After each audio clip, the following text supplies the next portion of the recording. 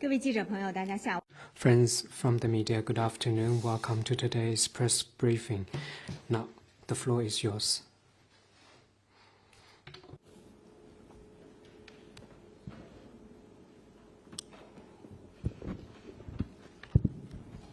Good afternoon. A question from Reuters. 路透社驻韩大使馆表示，初步的调查显示，17名中国的公民在昨天韩国一家电池厂发生火灾的过程中死亡。外交部能否介绍有关情况？根据韩方通报，6月。 According to the briefing of the IOK side, a deadly fire broke out in a battery factory in Hansan, and Gyo Do of the IOK on June 24th, killing 22 people. Preliminary assessment shows that 17 Chinese nationals are among the dead, and more details are to be confirmed. The fire also left 8 people injured, including 1 Chinese national with minor injuries who has received timely treatment. The IOK side is conducting further investigation and seeking further confirmation. And our thoughts are with the lost lives in the accident and the injured and the bereaved families. The Chinese government has paid high attention to the tragic fire which caused major casualties of Chinese nationals. The Chinese Foreign Ministry and Embassy in the IOK immediately activated the consular emergency response mechanism and did everything we can for the emergency response and follow-up work. The Chinese ambassador to the IOK traveled over the night to the site to learn more about the accident, the search and the rescue effort, and the follow-up work. China urges the IOK to find the cause of the accident as soon as possible, do everything they can to treat the injured, and we will maintain close communication with the IOK side and do what we can for the follow-up work. 谢谢发言人。中新社记者提问：中方今天发布了习近平。China News Service. China announced today that President Xi Jinping will attend and deliver important address at the conference marking the 70th anniversary of the 5 Principles of Peaceful Coexistence. Could you share more on the commemorative events marking the 70th anniversary of the 5 Principles? This year marks the 70th anniversary of the 5 Principles of Peaceful Coexistence. 7 decades ago, Premier Zhou Enlai put forth those 5 principles for the first time: mutual respect for sovereignty and territorial integrity, mutual non-aggression, mutual non-interference in each other's internal affairs, equality and mutual benefit, and peaceful coexistence. And these have been widely accepted and recognized by countries and become part and parcel of the fundamental norm governing international relations and basic principles of international law. To carry forward these 5 principles, promote global response to multiple crises, and answer the call for peace, China will host commemorative events marking the 70th anniversary in Beijing on June 28th. The commemorative events to be held under the theme From the 5 Principles of Peaceful Coexistence to Building a Community with a Shared Future for Mankind will begin with a commemorative conference followed by luncheon and sub-forums. President Xi Jinping will attend and deliver an important address at the commemorative conference, and Premier Li Qiang will moderate the conference. Foreign Minister Wang Yi will attend and address the luncheon. Former state leaders, experts, friendly personages, and representatives of the media and business communities will be invited to the conference, and they will speak at the luncheon or sub-forums. We look forward to full discussions and hope to see solid commitment to the spirit of the 5 principles, and hear wisdom and input for the global response to crisis and efforts to create a bright future. Next one, please. 谢谢法新社。AFP. According to WikiLeaks, Assange have been released from the UK prison, and he reached consensus with the US on its verdict. What's China's comment on the developments? We noted the report. I have no comment on the specifics. However, the information disclosed by Assange helped the world learn more about the facts. Next one, please. Questions from TV Tokyo. I have 2 questions. 东电我有2个问题。第一个问题，在苏州昨天发生了日本母亲和孩子被伤害的事件，这一事件是针对日本吗？你能否提供详细的信息？第二个问题，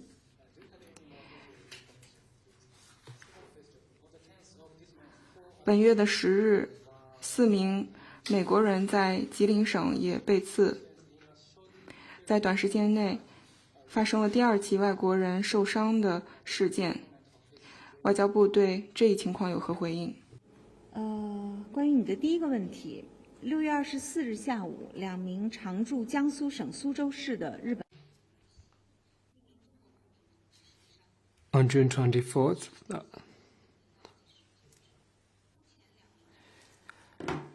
on the afternoon of June 24th, 2 Japanese nationals living in Suzhou were attacked and 1 Chinese national was wounded on the scene. They were immediately taken to hospital and given timely treatment. The injuries of the 2 Japanese nationals are non-life-threatening. The wounded Chinese national is still being rescued.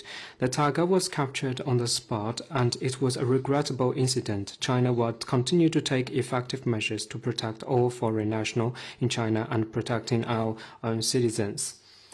According to preliminary police assessment, this was an isolated event and further investigation is still underway. Such isolated incidents could happen in any country in the world, and China will continue to take effective measures to protect the safety of all foreign nationals as Chinese nationals in China. 我们刚刚注意到，中国国家航天局刚刚宣布，嫦娥6号返回。Shenzhen TV, the China National Space Administration announced just now that the return capsule of Chang'e 6 landed precisely at a predetermined site in Sizhuang Manor of Inner Mongolia, and this marks the complete success of Chang'e 6. What's your comment? This year marks the 20th anniversary of China Lunar Exploration Program. From Chang'e 1 to Chang'e 6, this program has made solid steps. And after 53 days of traveling in space since its launch on May 3rd, the Chang'e 6 probe returns with its collection from the lunar trove, completing the world's first ever mission of collecting samples from the far side of the moon. This is truly exciting news, and we would like to extend our warmest congratulations. China stands ready to continue working with like-minded international partners to explore this shared domain of our outspace and work to advance mankind's common endeavor of peacefully using the outspace. Next one, please. Reuters again. Sri Lanka. 路透社，斯里兰卡外交部长近日告诉我们，斯里兰卡预计将于周3的时候与日本和印度签署双边债务重组协议。外交部能否介绍四方和口航是否能够达成类似的安排以及最新进展？那建议你向 For any specifics, I'd like to refer you to competent Chinese authority. Let me say broadly that China attaches great importance to the debt issue of Sri Lanka, and we are willing to provide assistance for Sri Lanka so as to help this country achieve debt sustainability. Next one, please. 谢谢法新社。欧盟 AFP, the EU imposed sanctions on 19 Chinese entities for they supposedly supported the Russian defense industry. What's your comment? We noted this report. China firmly opposes unilateral sanctions without the basis of international law and unmandated by UN Security Council, and we have made a protest to the EU. The cooperation between Chinese and Russian companies, which are normal, is not targeted at any third party and should not come under third-party interference. We urge EU to revoke these sanctions, and we will take necessary measures to safeguard our legitimate rights and interests. De Sao Paulo, Brazil, and Brazilian tariffs were mentioned by. 德国副总理哈贝克提到了巴西的关税是为了支持欧洲的关税。巴西针对中国钢铁采取的行动是否是不明智的？会否损害中巴双边贸易关系，会否减少中国从巴西进口铁矿石？情况建议你向 For any specifics, I'd refer you to competent Chinese authorities. Let me say that China and Brazil are the largest developing countries in the Eastern and Western Hemisphere. The two governments support free trade and oppose protectionism, and we are committed to the sound development of bilateral trade. In essence, the trade ties between the two countries are mutually beneficial, and I believe that the two sides can handle this issue properly. Next one, please. Reuters again. Canada said 路透社加拿大在周一的时候表示，由于其国家主导的产能过剩政策正在考虑对中国电动汽车征收关税。外交部有何评论？具体问题，我也建议你 For any specifics, I also refer you to competent Chinese authorities. But let me say broadly, in terms of overcapacity, China shared our position multiple times. China's industry has contributed to the low carbon and green transition in the world. We always believe that politicizing trade, setting barriers, and this will only undermine the normal trade and economic cooperation between two countries, and will only undermine the stability of industrial and global chains and global response to climate change. It will do no one's good. Next one, please. 总台国广。中方近日宣布给予新西兰、澳大利亚、波兰免签待遇，发言人能否？ CNR, China recently announced the decision to extend its visa-free policy to New Zealand, Australia, and Poland. Can share more information.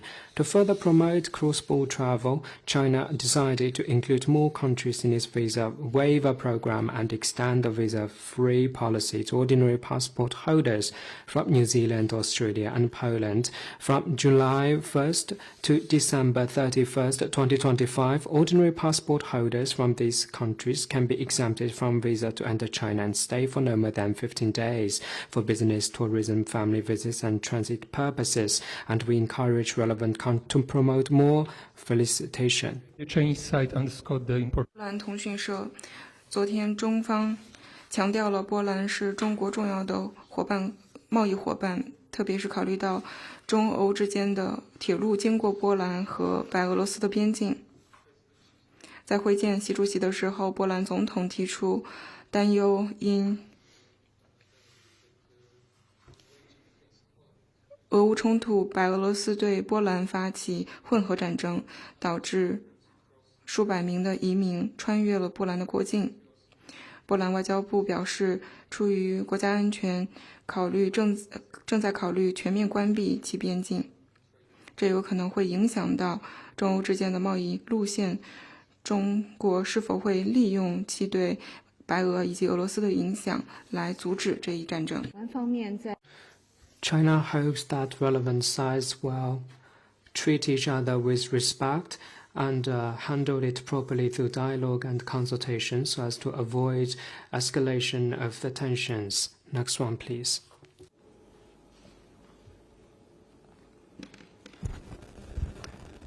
日本经济新闻提问。Nikkei. My question is about the attack against Japanese nationals in Suzhou. Can you offer the nationalities, profession, and motives of the attacker? How do you view the influence of this incident on Japan-China relations, as well as Chinese nationals coming to China for study and work? 建议你等待警方的这个权威信息。 I suggest that you can wait until the police release authoritative information, because this case is still under investigation. Preliminary police assessment shows that this is an isolated incident, and we all know that China is the safest country in the world. China always welcomes foreign nationals to visit China as tourists and to study, do business, and live in China. We'll continue to take effective measures to protect the safety of all foreign nationals in China. Next one, please. 谢谢谢谢发新社。AFP. Former Foreign Minister Qin Gang, the last appearance of him was last year, and we do not know the current condition of him. Can you offer us the latest information about him? 这个问题我没有可以提供的信息。 I have no information to share with you on this question. 下一个问题。 Next one, please. 环球时报记者提问：6月25日第4期执行安理会。 Global Times, on June 25th, the fourth training course of the 1540 points of contact in the Asia and Pacific region took place in Beijing. Can you share more information? This training course was jointly held by Chinese Ministry of Foreign Affairs, United Nations Security Council, and United Nations Office for Disarmament Affairs. Representatives from 27 Asia-Pacific countries and 14 international organizations participated in this course. Resolution 1540 requires member states to enhance export controls and other measures, fulfill the international obligations of non-proliferation, and prevent non-state actors from acquiring weapons of mass destruction. This year marks the 20th anniversary of the adoption of Resolution 1540. Hence, the training course takes stock of the past and envisions the future. China will continue to act on the Global Security Initiative, enhance cooperation with the UN and other parties, so as to build and establish a fair, reasonable, and non-discriminatory international order of non-proliferation export control.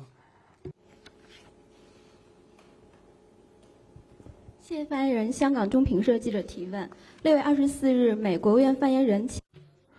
On June 24th, the spokesperson of the U.S. State Department strongly condemned China's guidelines on imposing criminal punishments on die-hard Taiwan independent separatists for conducting or inciting secession, saying that China's decision will escalate the situation and undermine stability. And what's your comment? China deploys and strongly opposes the remarks.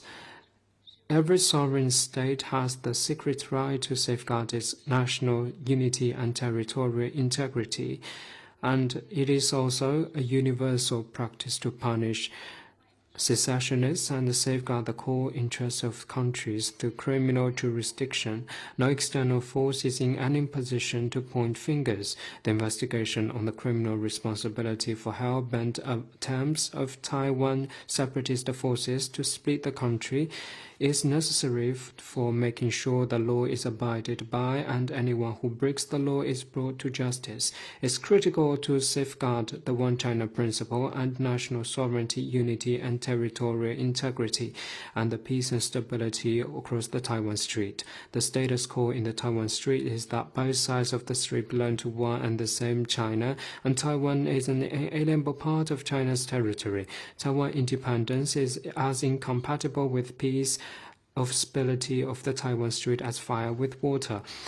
If the U.S. truly hopes to safeguard peace and stability in the Strait, it should earnestly abide by the One China principle, the 3 China-U.S. joint communiques, and act on the commitment of not supporting Taiwan independence and stop sending wrong signals in any form to the separatist forces for Taiwan independence. Next one, please. Thank you. Bloomberg News. 彭博社，你刚才说到中国是最安全的国家，中方在采取什么样的措施来保证这一点？你生活在中国。You are living in China, and you can also feel about it. I said so, and these remarks come from the remarks from Chinese citizens and the tourists in China. We live in China, feel very safe in China. 下一个问题。 Next one, please.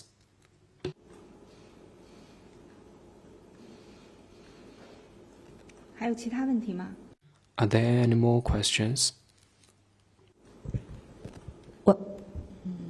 北京新闻报记者提问。